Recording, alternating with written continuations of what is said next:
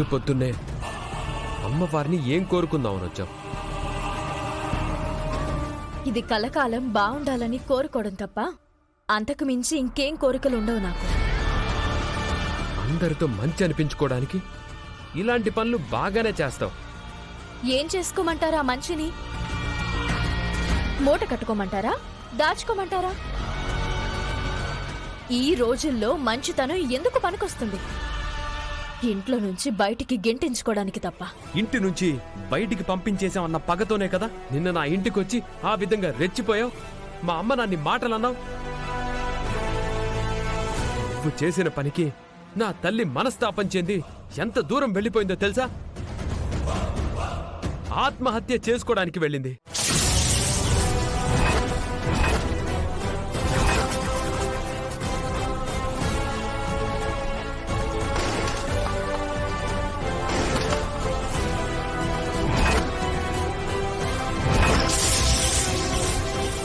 నువ్వు నీ అక్క అన్న మాటలకు మా అమ్మ మనసు గాయపడింది. దాంతో అటువంటి నిర్ణయం తీసుకుంది. అంతటి వేదవతి గారు అలాంటి నిర్ణయం తీసుకున్నారా? నమ్మాలనిపించడం లేదే. అటువంటి స్థితికి మీ వల్లే వెళ్ళిపోయింది. సరైన సమయంలో మేము అడ్డుపడకపోయింటే అమ్మని కాపాడుకోలేకపోయేవాళ్ళం. అమూల్యమైన అమ్మని పోగొట్టుకునేవాళ్ళం. అయినా నీకు నా ఇంటితో ఏ సంబంధం ఉందని నా ఇంటికి వచ్చావు.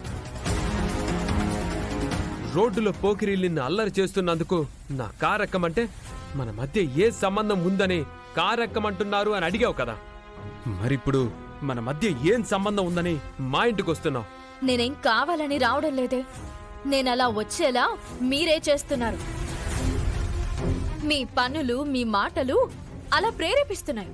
మా అమ్మ పూజ గదిలోకి వెళ్ళలేకపోతుంది. అయితే ఏంటి? ఆ విషయంలో నువ్వు మా అమ్మని ఎందుకు ఇన్సల్ట్ చేసి మాట్లాడాలి? మా అమ్మవారిని ముక్కు పుడకను తీసుకొని పల్లెటూరికి వెళ్ళగలిగితే వెళ్తుంది, లేదంటే ఆగిపోతుంది. రైతులకి ఏదో ఒకటి చెప్పుకుంటుంది.